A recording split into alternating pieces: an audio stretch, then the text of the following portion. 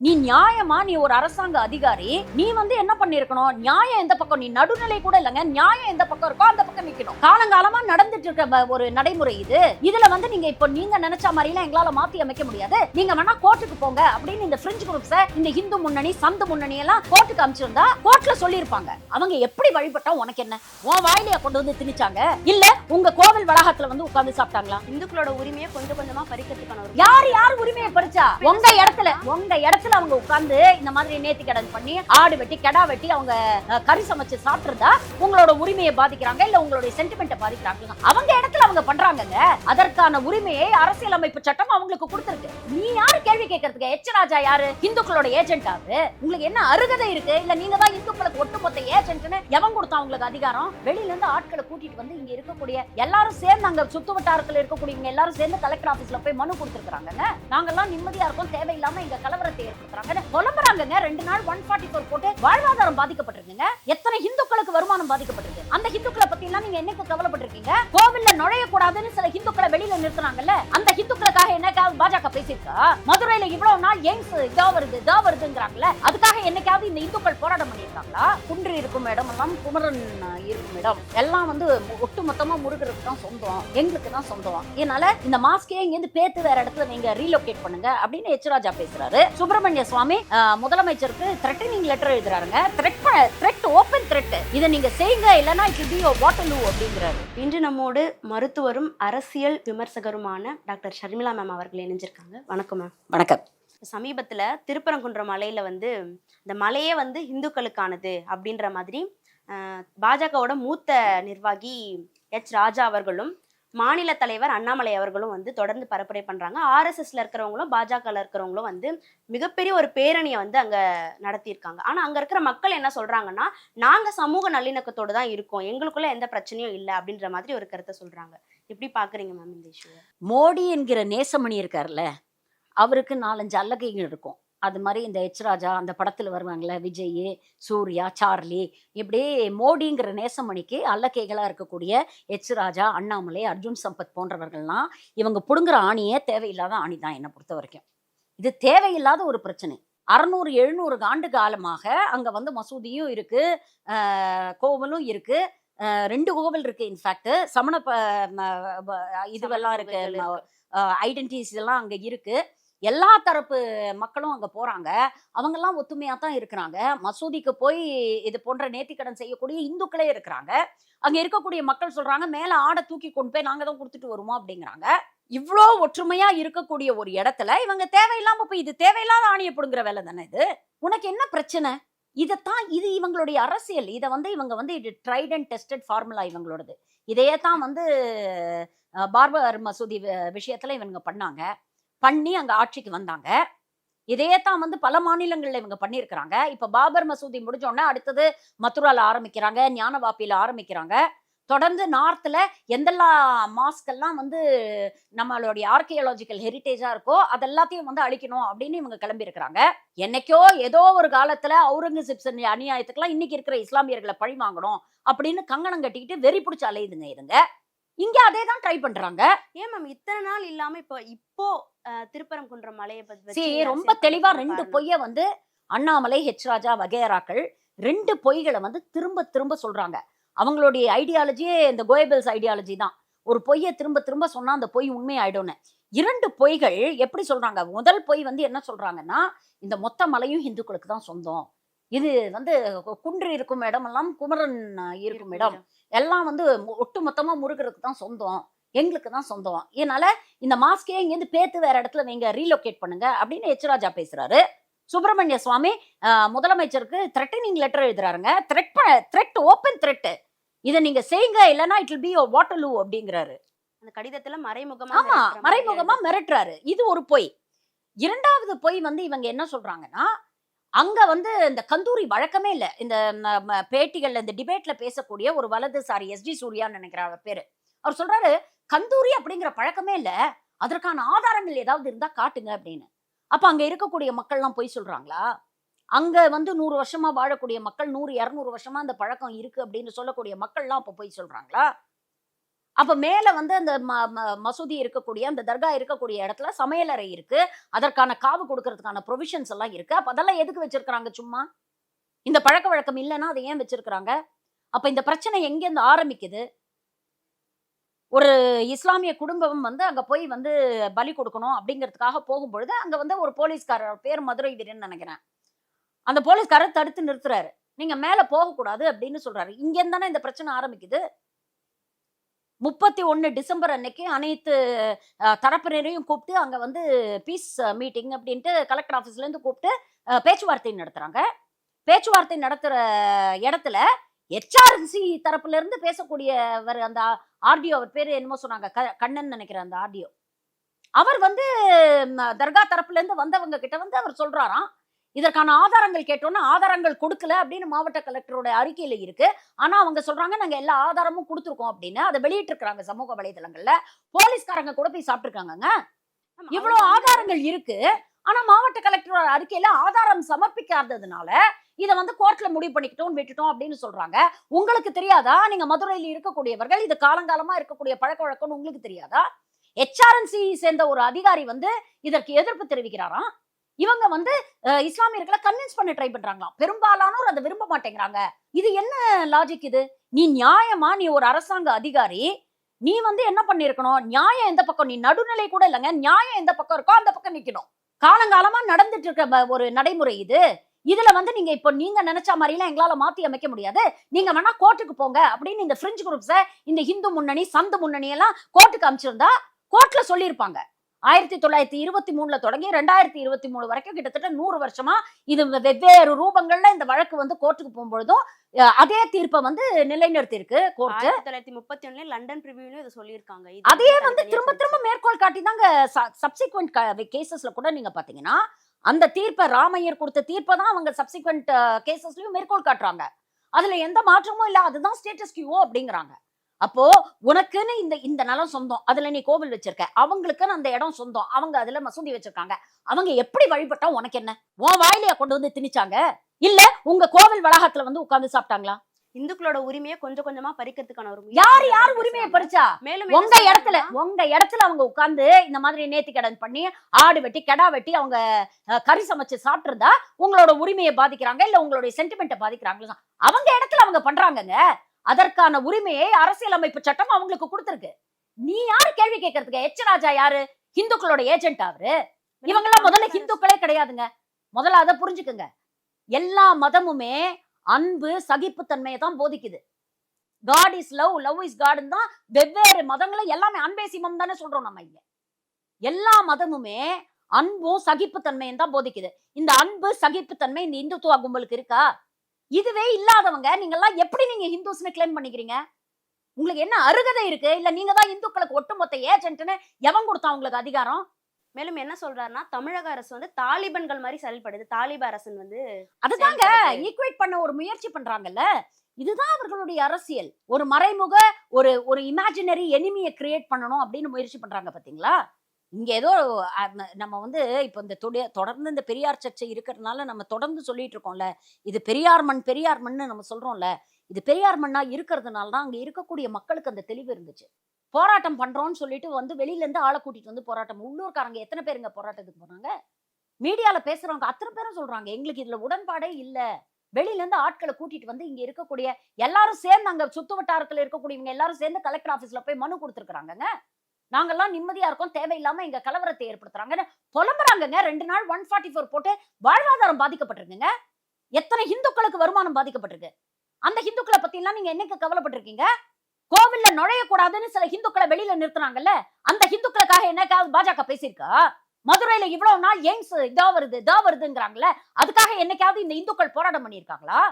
மதுரையில மெட்ரோ வரணும்னு சொல்லி கேக்குறாங்கல்ல, அதுக்காக என்னைக்காவது இவங்க போராட்டம் பண்ணியிருக்காங்களா? பக்கத்துல அரிட்டாப்பட்டிக்கு இவங்க என்னைக்காவது பேசியிருக்காங்களா?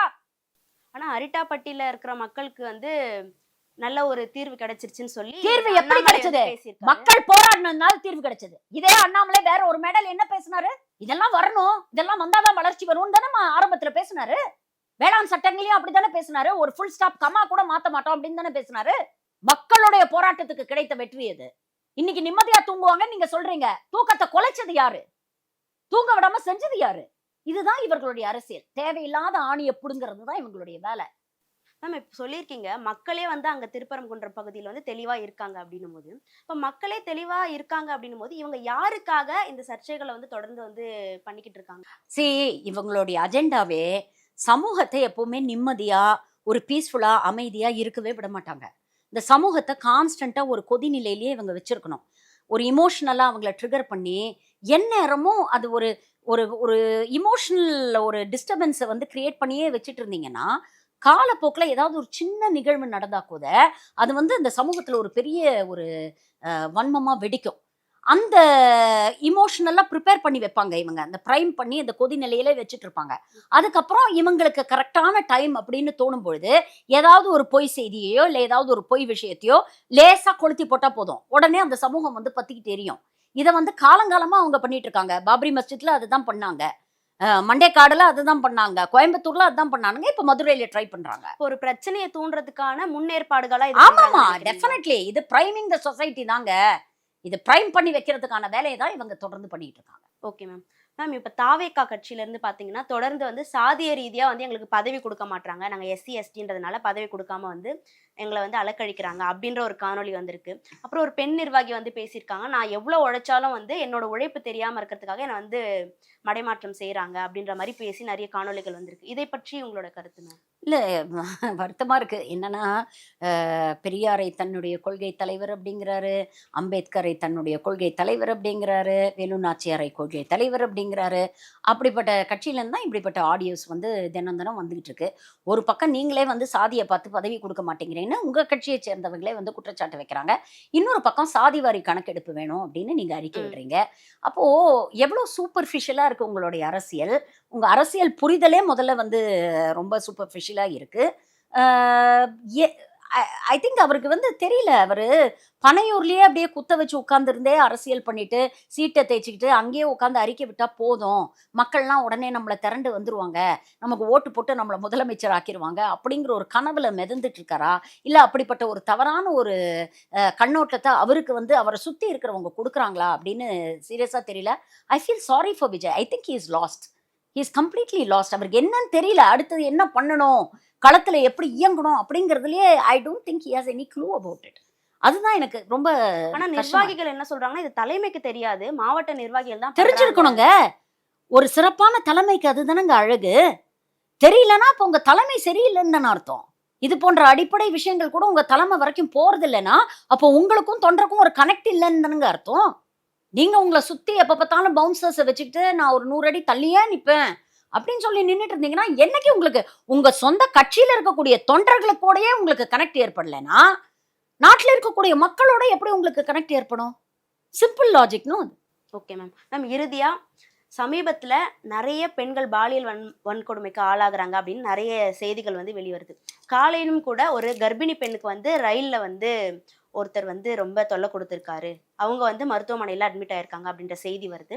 பள்ளிக்கூடங்கள்லயுமே சரி, சிறு பிள்ளைகளுக்கு வந்து ஆசிரியர்களாலேயே வன்கொடுமை நடக்குது அப்படின்ற செய்திகள் வருது. பின்னாடி இருக்கிற காரணம் என்ன இருக்கும்னு நினைக்கிறீங்க மேம்? இல்ல இது வந்து இட் இஸ் மல்டி ஃபேசட்டட் ப்ராப்ளம்மா.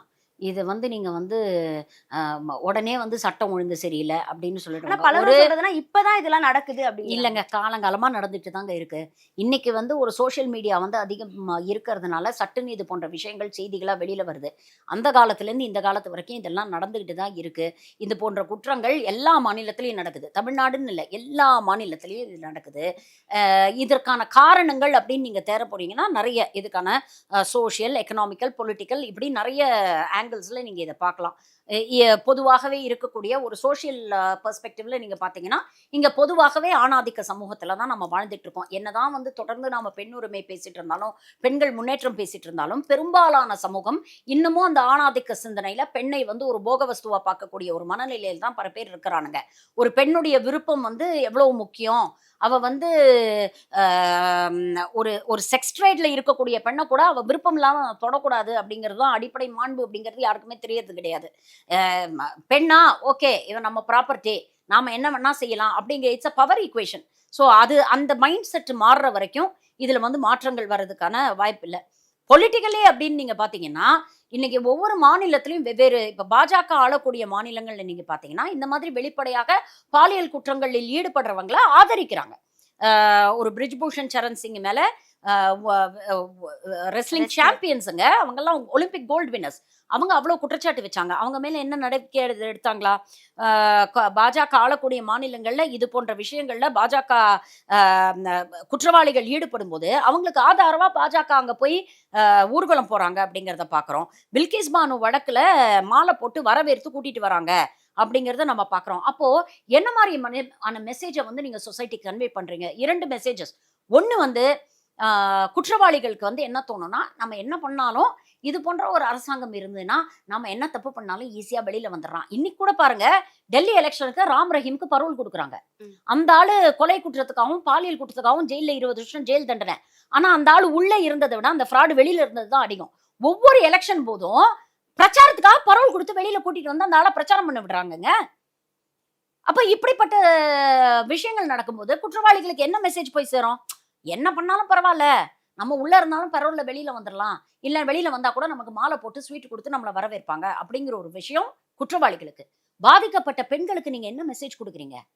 நீ வெளியில வந்து இதெல்லாம் சொன்னாலும் எதுவும் நடக்காது. இது போன்ற அரசாங்கத்துல குற்றவாளிகளுக்கு ஆதரவா தான் இந்த அரசாங்கம் இருக்கும். நாம வெளியில வந்து சொல்றதுனால நமக்கு தான் அசிங்கம். நம்ம குடும்பத்துக்கு தான் அசிங்கம். அதனால இத மென்னு முழுங்கிட்டு பேசாம கடந்து போயிடலாம். அப்படிங்கிற மெசேஜ தானே நீங்க பெண்களுக்கு குடுக்குறீங்க. அப்ப இந்த 2 விஷயமும் மாறணும் அப்படின்னா, இருக்கக்கூடிய அரசு they should develop zero tolerance policy. அப்போ இது போன்ற ஒரு ஜீரோ டாலரன்ஸ் ஆட்டிட்யூட நீங்க டெவலப் பண்ணீங்கன்னா தான், குற்றவாளிகளுக்கும் ஒரு பயம் இருக்கும். நீங்க தண்டனைகள கடுமை ஆ ஆக்குறதுனாலயோ, இல்ல இது பண்றதுனாலயோ, தி சிவியாரிட்டி நான் போன காணொளியிலேயே இத சொன்னேன்னு நெனைக்கிறேன். சிவியாரிட்டி ஆஃப் த பனிஷ்மென்ட்ட விட, surety of the punishment is more important. நீங்க எவ்ளோ கடுமையான தண்டனை குடுக்குறீங்க அப்படிங்கிறத விட, கண்டிப்பா தண்டனை உண்டு அப்படிங்கிறத விஷயத்த போய் ரெஜிஸ்டர் பண்ணா தான், குற்றவாளிகளுக்கு பயம் இருக்கும். பெண்களுக்கும் ஒரு ஒரு அரசாங்கம் நம்ம சொன்னா உடனே நடவடிக்கை எடுக்குது அப்படிங்கிற ஒரு ஒரு பாதுகாப்பு உணர்வு, ஒரு தைரியம் இருந்தா, இன்னும் நெறைய பெண்கள் வெளியில வந்து சொல்லுவாங்க. இப்ப நீங்க பார்க்கறதெல்லாம் ஒண்ணுமே இல்ல. It's just the tip of the iceberg. நீங்க ஒரு 10 கேஸ் நடந்ததுன்னா, அதுல 2 கூட ரிப்போர்ட் ஆக மாட்டேங்குது. 8 கே ம ம அ அவ்ளோ பேர வந்து உள்ள வச்சுட்டே புழுங்கிட்டு இருக்காங்க. ஸோ இது வந்து ஓவர் நைட்ல இல்ல ஒரு அரசாங்கம் மாறுனாலும் இதுல மாற்றங்கள் வராதுங்க. ஒரு சமூகத்துல இருக்கக்கூடிய ஒவ்வொரு மனிதனுடைய ஒரு தாட் ப்ராசஸும் மாறணும். ஒரு ஆரோக்கியமான ஒரு சமூகமா நம்ம இருக்கணும்னா, பெண்களை வந்து வெறும் ஒரு உடல் அளவை தாண்டி அவளுக்கும் உணர்வுகள் இருக்கு. அவளுக்கும் வந்து புத்திசாலித்தனம் இருக்கு. வெறும் ஒரு போகப் பொருளா பெண்களை பார்க்கக்கூடாது அப்படிங்கிற ஆட்டிட்யூட வந்து ஆண்கள் வளர்த்துக்க வேண்டியிருக்கு. பெண்களும் வந்து இன்னைக்கு வந்து நீங்க பார்த்தீங்கன்னா, நம்ம பெண்களுக்குமே வந்து சில விஷயங்கள்ல வந்து நம்ம பாதுகாப்பா இருக்கணும் அப்படிங்கிற ஒரு உணர்வு வந்து தேவைப்படுது. இந்த இந்த age of social media and artificial intelligence எல்லாம் யார் வேணா என்ன வேணா பண்ணலாம். அப்படி இருக்கிற ஒரு காலகட்டத்தில பெண்களை ஈஸியா டார்கெட் பண்றது வந்து அவங்களுடைய அந்த ஒரு என்ன சொல்றது? அவங்களுடைய இந்த கேரக்டர் அசாசினேஷன் பண்றதுல்ல. That is the easiest way to demoralise a woman. ஒரு பெண்ணை வந்து நிலைக்குலைய செய்யணும்னா, அதுக்கு ஃபர்ஸ்ட் அண்ட் ஃபார்மோஸ்ட் ஆயுதம் வந்து அவளுடைய கேரக்டர வந்து டார்கெட் பண்றது தான். இந்த age of social media and artificial intelligence இன்னைக்கு அது நெறைய நடந்துட்டு இருக்கு. யார வேணா நீங்க சாதாரணமா ஒரு ஒரு சோசியல் மீடியால ஒரு ஃபோட்டோவ பதிவு போட்டா கூட, அத எடுத்து எவ்வளவு விஷயங்கள் இன்னைக்கு பண்றாங்கங்க. அப்ப பெண்கள் வந்து ஆன்லைன்ல இருக்கும்பொழுதோ, இல்ல சோசியல் மீடியா பயன்படுத்தும்போதோ, இன்னும் கொஞ்சம் எச்சரிக்கையா இருக்கணும் அப்படிங்கிறது என்னுடைய தனிப்பட்ட கருத்து. So that's what it is. இவ்வளவு நேரம் நீர்த்திரையோடு பல கருத்துக்கள் பகிர்ந்துக்கிட்டீங்க மேம். ரொம்ப நன்றி. Thank you.